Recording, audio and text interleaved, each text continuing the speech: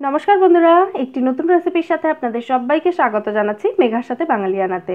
প্রত্যেক দিনের খাদ্য তালিকায় আমরা বিভিন্ন রকমের ডাল রেখে থাকি প্রোটিনের উৎস হিসেবে, কিন্তু প্রত্যেক দিন তো একঘেয়ে ডাল খেতে ভালো লাগে না। সেই জন্য মাঝে মধ্যে প্রোটিনে ভরপুর অন্য কিছুই একটু ট্রাই করা যায় এই প্রোটিনের উৎস হিসেবে। তাই আজ সেরকমই একটা রেসিপি আপনাদের সঙ্গে শেয়ার করছি, রাজমা মশালার রেসিপি। রাজমা কিন্তু প্রোটিনের খুব ভালো একটি উৎস এবং এটা বানানো খুব সহজ। প্রথমে রাজমাটাকে সারা রাত বা বেশ খানিকক্ষণ 6 থেকে 7 ঘন্টা মতো এটাকে ভিজিয়ে রাখতে হয়। আমি 100 গ্রাম মতো রাজমা নিয়ে সেটাকে খুব ভালো করে ধুয়ে সারা রাত ভিজিয়ে রেখেছিলাম। ভেজানোর পর এটাকে আরও 2-3 বার আমি ধুয়ে নিয়েছি পরিষ্কার জলে, তারপর খানিকটা জলে ডুবিয়ে এখানে আমি রেখেছি। এখানে একটা ছোট্ট টিপস দিই, যদি এতটা সময় আপনাদের হাতে না থাকে অথবা রাজমা ভেজাতে আগে থেকে ভুলে গিয়ে থাকেন, রাজমা বা কাবুলি ছোলা এগুলো বেশ অনেকক্ষণ ভেজাতে হয়, যদি ভুলে গিয়ে থাকেন তাহলে একদম ফুটন্ত জলের মধ্যে যদি এগুলোকে ভেজানো হয় 2 থেকে 3 ঘন্টার মধ্যেই কিন্তু এগুলো খুব ভালোভাবে ভিজে যায়, একদম রান্নার উপযোগী হয়ে যায়। এই ছিল একটা ছোট্ট টিপস। এবার শুরু করছি আজকের রান্না।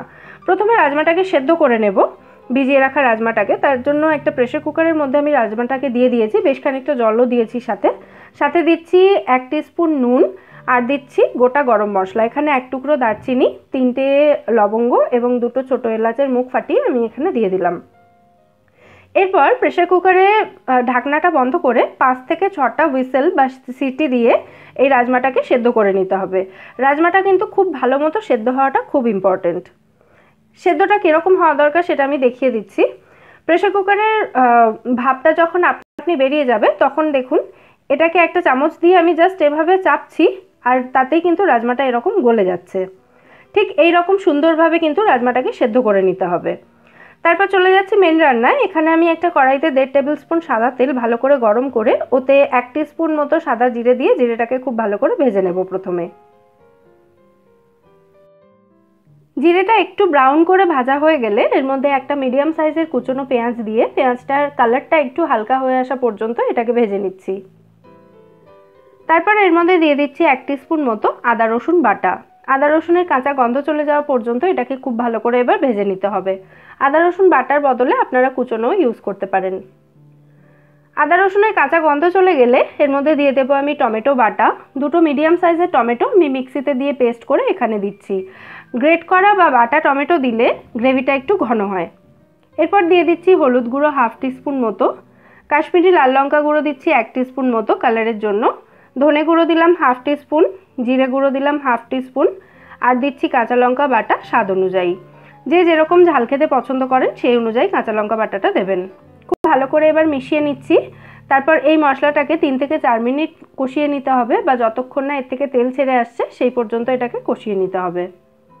দেখুন মশলা থেকে তেল ছেড়ে গেছে। এরপর এর মধ্যে সেদ্ধ করে রাখা রাজমাটা দিয়ে দিচ্ছি। নর্থ ইন্ডিয়াতে এই রাজমা ভাতের সাথে খাওয়ার খুব প্রচলন আছে, আর এই কম্বিনেশনটা রাজমা চাওয়াল নামে কিন্তু বিখ্যাত। খুব ভালোভাবে রাজমাটাকে আরও মিনিট খানেক মতো এর সাথে কষিয়ে নিচ্ছি। এরপর এর মধ্যে দিয়ে দিচ্ছি আমি পরিমাণ মতো জল। যে যেরকম গ্রেভি রাখতে চান সেই অনুযায়ী জল দিতে পারেন। খুব ভালো করে এটাকে মিশিয়ে দিচ্ছি।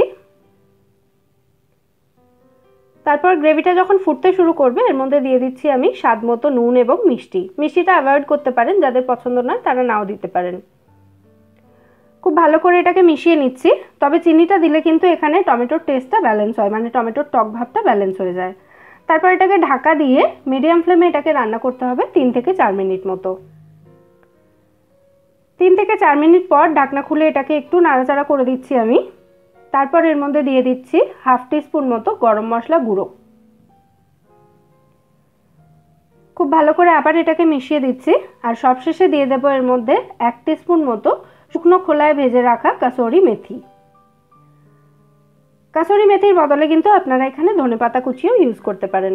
খুব ভালো করে আবার এটাকে মিশিয়ে দিলাম। আমাদের রাজমা মশলা এখানে একদম রেডি। গ্যাস অফ করে এটাকে ঢাকা দিয়ে মিনিট 2-3 মতো এভাবেই রেখে তারপর সার্ভ করে দিতে পারেন। তাহলে দেখলেন কত সহজে তৈরি হয়ে গেল রাজমা মশলা। অবশ্যই এটা ট্রাই করবেন বাড়িতে এবং আমায় জানাবেন রেসিপিটা আপনাদের কেমন লাগলো। রেসিপি ভালো লাগলে ভিডিওটাকে লাইক এবং শেয়ার করে প্লিজ আমার চ্যানেলটা সাবস্ক্রাইব করে নেবেন।